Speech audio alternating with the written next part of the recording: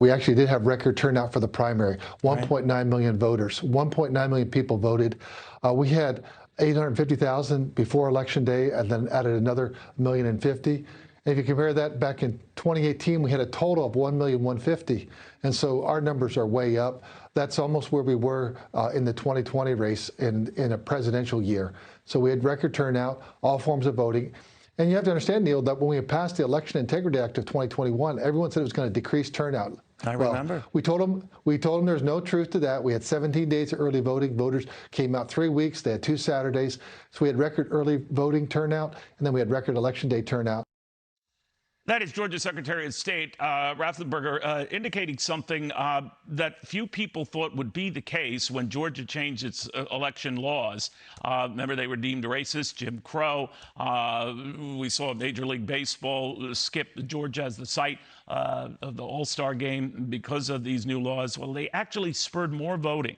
About 40% more voting on the part of Democrats, 70% more on the part of Republicans, but numbers that were so off the charts that there were long lines at a primary day, no less. So while the drama seemed to be around on Election Day this past Tuesday in Georgia on the Trump bump not working for at least 2 key races, the former president saw that his major endorsements did not win.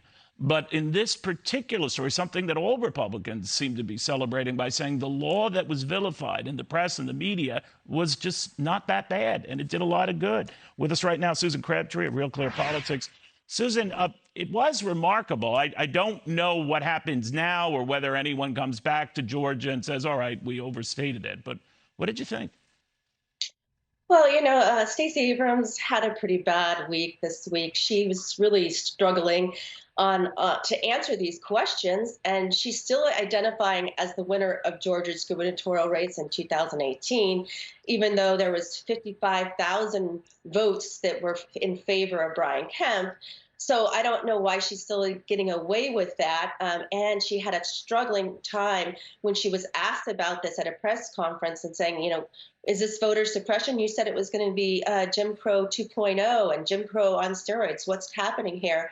And she said, well, it was a correlation without causation, and stuck to her guns on that. But, that's not going to play very well when we had record turnout, and especially among African Americans and minority voters.